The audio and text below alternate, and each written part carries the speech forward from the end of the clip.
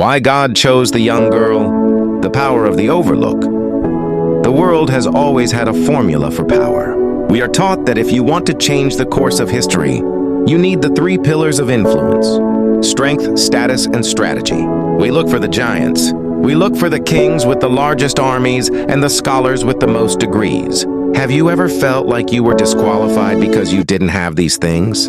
Have you ever looked at your life, your background, your age, your lack of resources, and thought, God could never use someone like me to do something great?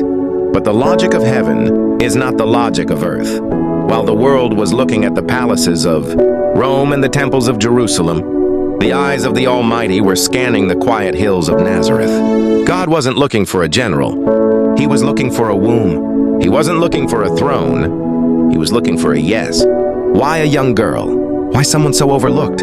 Because weakness is not a barrier to God. It is a portal. When a giant wins a battle, the world praises the giant. But when a young girl stands her ground and the giant falls, the world has no choice but to look at the God who stood behind her. Think of Esther, a displaced orphan in a foreign land. By the world's standards, she was a nobody. But God placed a crown on her head, not for her comfort, but for a conquest. Think of Mary. She had no theological training. She had no wealth, but she had surrender. A small vessel is easier for God to fill because there is no room for pride to get in the way. God chose a young girl because her heart was quiet enough to hear the whisper of an angel while the experts were too busy listening to the sound of their own voices. The inspiration you see in your heart today is a reminder that God delights in defeating the pride of the intellectual. The scholar spends a lifetime trying to understand God, but the humble girl spends a lifetime knowing Him. One works with the mind, the other works with the spirit. You don't need to know every answer before you start your journey. You don't need to have the perfect plan. You only need the presence. God often stays silent while the world shouts because He is busy preparing a surprise. He lets the enemy think they have won. He lets the giants boast. He lets the scholars write you off as insignificant. And then He moves through the person no one expected. I am speaking directly to you now. You who feel like you are standing in a shadow. You who feel like your smallness is a mistake. God is saying to you today, your insignificance is your greatest advantage.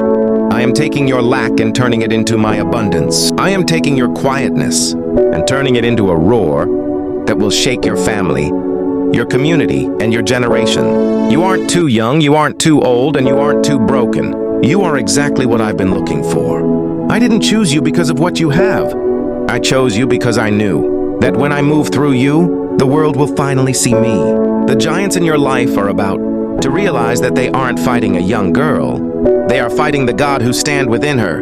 Your season of being overlooked is ending. Your season of being chosen has begun. If you are ready to be used by God regardless of your size or your past, like this video right now, tell the algorithm that this video needs to reach more people. Subscribe to Zed Bible Stories. We are on a mission to reach 3,000 believers. Who knows that God works through the humble? Comments.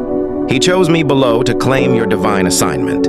Your story is not over just getting started. Amen. Let your light shine brightest. You are highly blessed. Amen.